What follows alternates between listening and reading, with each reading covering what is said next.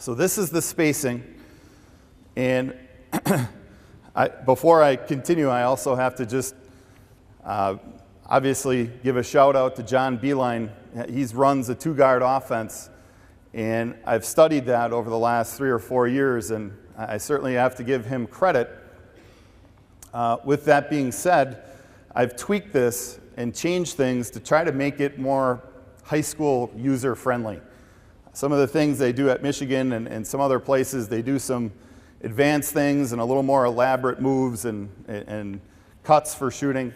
I've tried to kind of tweak it and change it for a high school level talent. So hopefully that might resonate with some of you.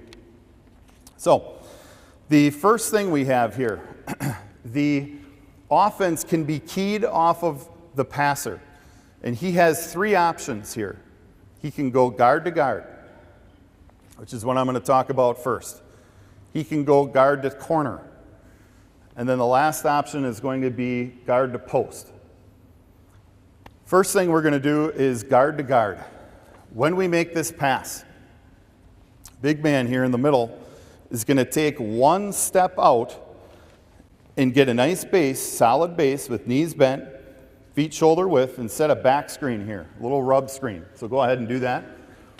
90% of the time, he is going to cut under this screen, rub shoulders, and he's looking to come in here, middle of the lane, to catch and go in for a layup.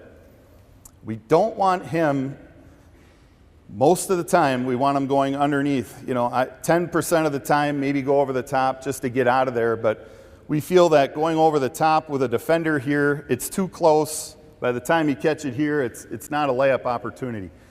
So we want to get a layup off this rub screen. And I think, sometimes twice, maybe 3 times a game, you're going to be able to get this first little rub screen, especially after the offense has been working.